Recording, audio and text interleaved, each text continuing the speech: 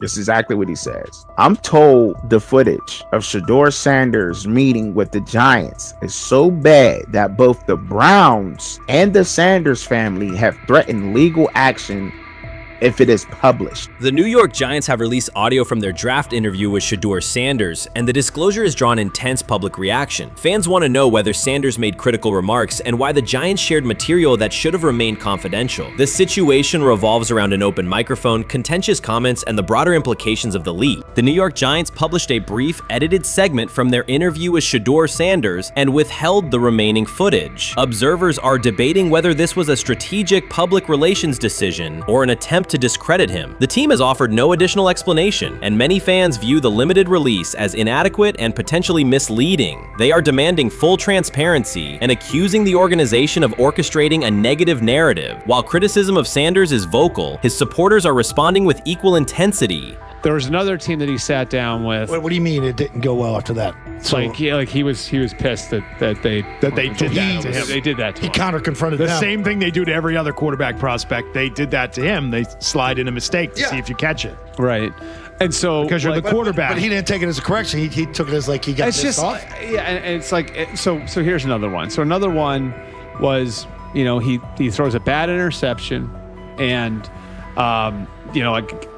it was a deep throw early in the game, and he comes back and they go in the meeting, they show the interception. The Giants have released only a brief excerpt of the interview and are refusing to share the rest. Their decision has drawn criticism across TikTok, X, and Facebook, where many see it as a poorly handled public relations move. Fans are calling for the full recording to be published so the situation can be judged in its entirety. The GM is on film that the son, they asked the son last draft, yo, who you think I should pick? His son like, yo, you need to get the Jaden Daniels, big.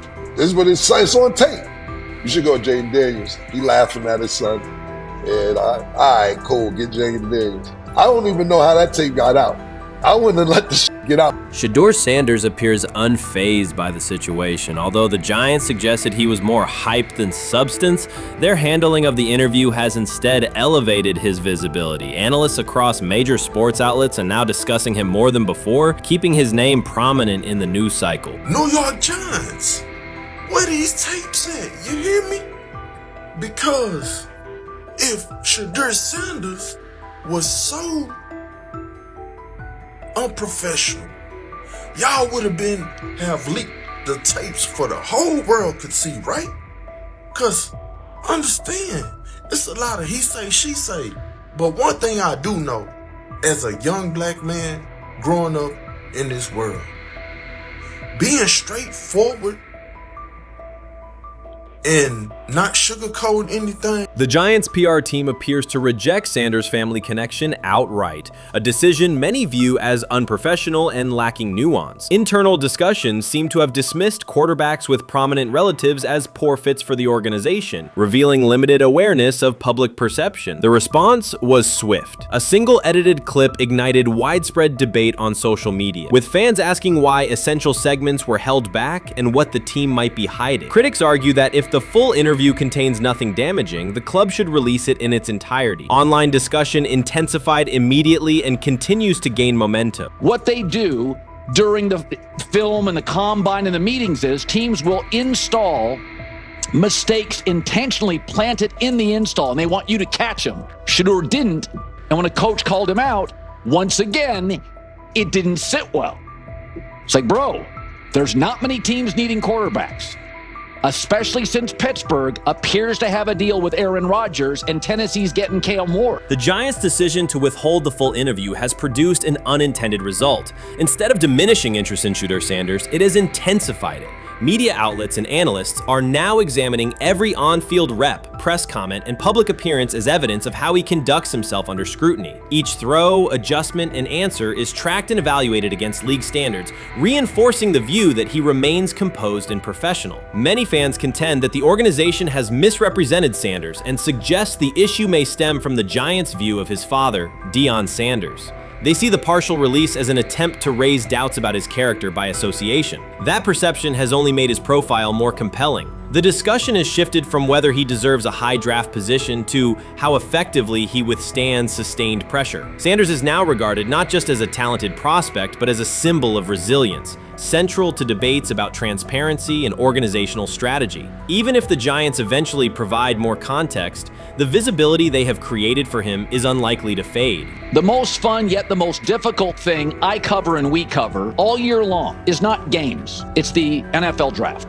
Because I've said this many times, you get lied to for a month to 2 months up to it. And so often during the draft, and every few drafts, there's a guy that really falls, precipitously falls. This year it was Shedeur Sanders, it's been Aaron Rodgers, it's been Dan Marino. Every few years somebody falls a lot. And so, but those stories don't come out until like the fall. Criticism of Shedeur Sanders from within the Giants organization has become increasingly public. Team communications appear focused on casting him as an overhyped prospect, whose character should be questioned, a narrative that seems aimed at shaping opinion rather than assessing performance. Yet each selective release or negative remark has instead amplified attention on Sanders and elevated his reputation. Efforts to confine him to a narrow, unfavorable image continue to produce the opposite effect, reinforcing his position as an underdog who endures external pressure. The debate has shifted from football analysis to broader concerns about narrative control and transparency. Fans, reporters, and online communities are still urging the Giants to publish the full interview, arguing that only complete context can resolve speculation. The organization's refusal to comply has intensified scrutiny and led many observers to conclude that the team underestimated public reaction and now faces questions it could have avoided with full disclosure. The tapes, the New York Giants have the tape. They definitely have the tape. It's confirmation that they have the tape. Shedeur didn't do nothing. Is what they saying he did. I'm gonna tell you what these mixed reaction right here. So we already know about the New York Giants, but the Pittsburgh Steelers head coach Mike Tomlin reported admired Sanders' talent, but hesitated to draft him due to previous challenges with quarterbacks like Russell Wilson and Justin Fields, leading to more cautious approach. Las Vegas Raiders. Sanders met with Raiders at the NFL scouting combine and expressed enthusiasm about potentially joining the team. His familiarity with the West Coast offense and quick release was noted positive, though concerns about his ceiling. Hours after the Giants posted that short audio clip, the timeline never slowed. Comment threads filled with frame-by-frame breakdowns, lip-read attempts, and side-by-side comparisons of what was said versus what was left out. Reporters called league contacts. No one could explain why a franchise would stir this level of curiosity only to seal the vault. Each refusal sharpened focus on Shedeur Sanders, turning routine throws into national talking points. Analysts kept circling back to the same note. His cadence at the line looks unchanged, steady against the noise. Hashtags demanding the full interview, trend drop, and trend again. Podcast hosts bump scheduled segments to lead with the leak. Rival teams get asked how they would handle a similar situation, then quietly check their own archives. Inside Giants headquarters, the plan to shape the story looks less like strategy and more like a slow burn spotlight they can't switch off. And now every preseason snap, every media availability, every stray sideline camera angle gets fed into a loop that asks, what are they still hiding? The file remains locked. Curiosity keeps compounding. Until someone presses upload or steps to a podium and explains the redactions, the subject drifts away from depth charts and play design, fixing instead on secrecy, control, and the risk of underestimating how fast attention turns pressure into permanence. Momentum isn't fading, it keeps recalibrating, louder, impossible to mute.